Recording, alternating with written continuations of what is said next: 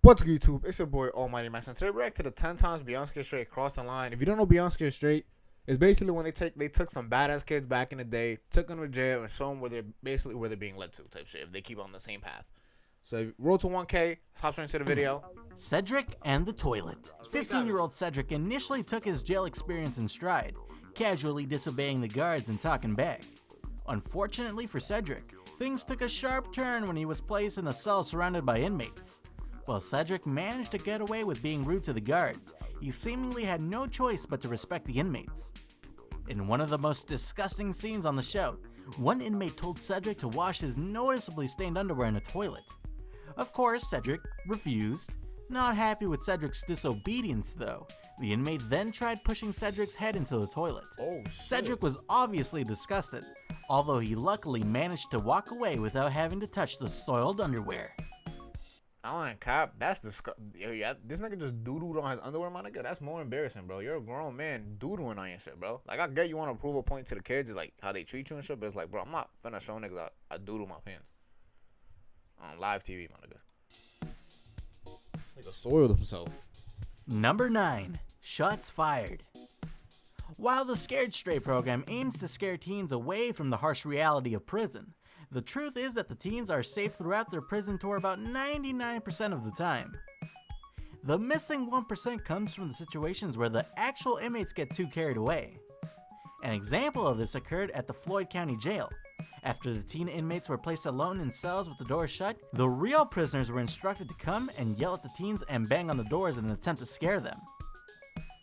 The teens were safe in this situation, given that there was a big metal door between them and the prisoners. That is until two prisoners took things too far when they somehow managed to force open the door to one of the cells, instantly rushing in to yell at and push the teen offender. When the guards noticed what was going on, their first priority was obviously the teen's safety, so they did not hesitate to fire warning shots, prompting all the inmates to drop to the ground to avoid being shot. I know that nigga was scared as hell, bro. I know he was scared as fuck, my nigga. He seen two white supremacist big ass niggas coming at him, bro. That shit's scary, nigga. I would have cleaned my act up right then and there, nigga. Number 8. SWAT extraction. Although this insane moment didn't actually involve any of the teen offenders, they managed to get a good look at the reality of prison life when a situation unfolded at the prison that resulted in the SWAT team being called. Oh, shit. When an inmate refused to leave his cell, the teen offenders watched as the SWAT team stormed into the prison and used a taser that was strong enough to paralyze someone for 5 seconds to subdue the inmate. All of the teen offenders looked on in horror as they witnessed what an officer described as the result of someone not wanting to move. So, they made a move. Surely witnessing this was enough to remind the teens that in prison, they have no choice but to do as they are told. I want to cap though. There was a lesson to be learned. You gotta be a different type of, and no offense to if niggas that love going to jail and shit, but you gotta be a different type of dumbass to, like, I get the niggas who go to jail who never seen it, or like they just hear shit and they don't really believe it, like, yo, like, I'll make it in jail. But if you deadass took a field trip, my nigga, like you deadass took a whole field trip, you got on a school bus and came to your local county jail, and you basically were treated as an inmate. You see niggas in cages like animals, and you see the shit that they do to each other, and you still continue being a bad person, bro. Like, nigga, that was, bro, what? Nigga, bro, all that made me when I was younger, all that made me, like, I mean, I was never a bad kid, but all that made me continue being good was when I heard that niggas got raped in jail, bro. Once I heard the term drop the soap and I figured out what it meant, I was like, yeah, I'm not going to jail. I'm not trying to get smoked by a booty warrior, nigga. What the fuck? Learned in the chaos though, as the teens were so shocked That's by all the it took for situation me, so I don't know. that most admitted that they would Y'all niggas not different. be able to handle an extraction if it happened to them. This was definitely one experience that scared them straight. I have to go nowhere near the jail to even be scared of that shit. Once I heard drop Number the soap 7. and what it meant, Lay fights it was guard. clip. It seems that most of the teens who appear on Beyond Scared Straight put on a tough act for the cameras. Yet in a case where both the guard and teen made poor decisions, 13-year-old Lay went way beyond a bad attitude when she actually tried to punch a guard. It all started when the teens were forced to jog in place, and the guard noticed that Lay had her fists balled. While exercising some terribly bad judgment, the guard began to taunt Lay by saying things like, "You wanna hit me?" and "Hit me if you want to." Well, that's exactly what Lay tried to do. Technically, you gotta obey the officer's orders while you're in there, and she did say hit me if you want to. So it's like, you telling me to hit you, my nigga. Like, I'm just doing what I'm told. Lay swung at the guard and thankfully Top missed her punch flight by lawyer in inches. the building. Her attempt to attack the guard quickly backfired though, as she was immediately pushed down and restrained. Although Lei definitely should not have tried to hit her, the guard is also arguably to blame for her constant taunting.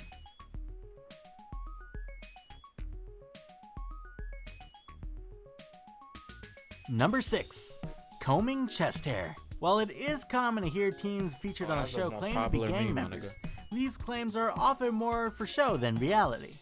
Despite their claims being fake, the teens always manage to upset inmates who are actually gang members. 16-year-old Kenneth is an example of what happens when real gang... I'm counting my nigga, you a bitch, bro. This nigga a bitch, bro. I'm not gonna lie to you, bro. I'm not combing another grown man's chest hair, bro.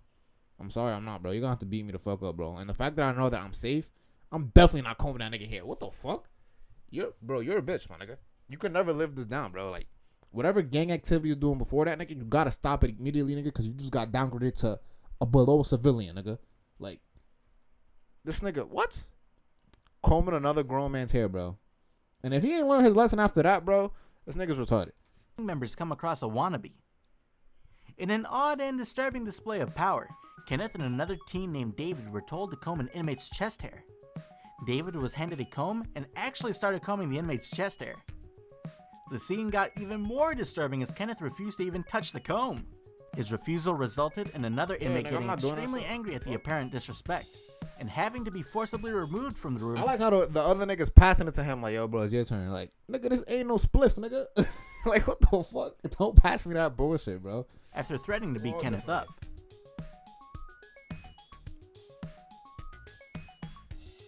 Racism? Number 5. Prank gone wrong. In another case of mealtime at the Oneida County Jail gone wrong, the male teen offenders witnessed what happens when you don't take the program seriously. 14-year-old Darian made some pretty questionable choices while eating dinner with inmates. Almost as questionable as the meal itself. He began to laugh while 2 inmates forced him to eat another teen's meal. The guards seemingly let him get away with it, which made Darian think he could just get away with anything. Unfortunately for Darian, the guards were fed up with his smug attitude too. In a terrible prank gone wrong, Darian stood and turned very fast, acting as if he would try to run. Guards quickly restrained him and carried his handcuffed body out into the hallway, as Darian cried and admitted that he was stupid. He definitely learned a lesson, that the guards at the Oneida County Jail do not joke around. That's not really that crazy. Number 4. Restraint chair. The female teen inmates at the Oneida County Jail learned the hard way what happens when you disobey orders. After serving up a questionable meal of bread and rice, the guards and inmates were fed up with the teen offender's refusal to eat. One unfortunate teen got the worst of it all, as the guards decided to make an example out of her. Despite her tears, the guards put her in a cell, hoping that some time alone would help her realize she needed to work up an appetite. When this tactic didn't work, the guards resorted to a more drastic measure. Bro, do they do that to actual inmates, my nigga? What if I just generally just want to lose weight or some shit? Like, they really gonna force niggas to eat, bro? They placed the teen in a restraint chair. As her fellow teen offenders watched, she was strapped down into a chair by 2 guards, as another guard mentioned she would be completely unable to move and left in the chair overnight if she continued to disobey orders. It's safe to say that this teen probably learned her lesson and will be finishing all of her meals from now on. Number 3. Inmate threatens cameraman. During a straight talk portion of the teen offender's prison tour in Suffolk, Virginia, one inmate got a little carried away. She looks terrified. While talking to the teens, an inmate named Lasanda, who was serving a 10-year sentence, began throwing around tables and chairs as she confronted each of the teens one-to-one. Apparently, the cameraman stood too close to Lasanda, who quickly yelled at him to get out of her face. The cameraman obliged, and Lasanda happily continued her rampage. That is, until the cameraman got in her way a second time. Unfortunately for the cameraman, 2 times was enough for Lasanda to snap and began making threats. The guards, who were concerned with the cameraman and teen offender's safety, quickly pushed Lasanda out of the room. It goes to show that nobody is safe in prison, not even the cameraman filming your favorite show. Number 2. Spitting on inmate. When given the opportunity to talk to inmates face to face, things often get a little heated. Between the teen offender's bad attitudes and the inmate's short fuses, it's easy to see how situations can get out of control fast. Caesar, who was in the Scared Straight program for stealing, was confronted by inmates telling him he isn't tough, as well as calling him a few names. This all proved to be enough to get under Caesar's skin. Nah, he's bugging. You better hope you never go to jail, Caesar. You better hope you never end up there as a real inmate, my nigga. You just spit on that nigga, bro? Nigga, I'm a regular nigga, bro. And you spit on me, bro? Like, that's really crossing the fucking line, nigga. Bro, no cap, bro. You can't just let another grown man spit on you, bro. I don't give a fuck if it's Dwayne The Rock Johnson. You not, bro. What? That's like treating me like I'm garbage, nigga.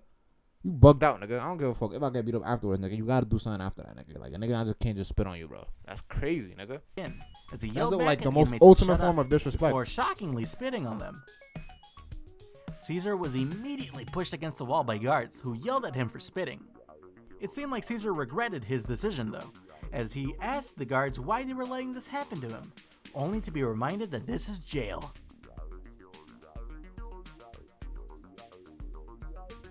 You look at niggas in a cage. Number 1. Miles' Rude Awakening. 12-year-old thief and liar Miles got a rude awakening during his experience in the Scared Straight program, literally. Miles thought he was safe for the night after the teen offenders were sent off to sleep. Unfortunately for Miles, it is prison, and nobody's safe. That meme is iconic too. The guards decided to burst into the teen offender's cell and wake them up at 2 a.m. Miles was terrified to say the least, as he was yelled at and forced to leave his cell by 2 guards. Unfortunately for Miles, this was not the only time he would be awoken by guards. Although the second time was a bit funnier since Miles was caught with drool all along the side of his face. Copy. Andrew that man, drop a like, subscribe, Road to 1K, man. For all y'all kids out there bugging, bro, and even grown people, bro. Like, do you really want to have your freedom taken away, bro? Like, think about that. You sleeping peacefully, and another grown man could just walk in and just yell and just wake you the fuck up. Or you gotta like give, you know what I mean? If you don't want to eat, you don't feel like you don't want to eat that day, bro. They're gonna force you to eat, bro. What type of shit is that, man? Like, you want to be in a cage all day? Like, come on, my nigga. Think about y'all choices, man, before y'all make them. It's your boy Mighty Max. Road to 1K. We're almost there, my nigga. Feel me? It's your boy and I'm out.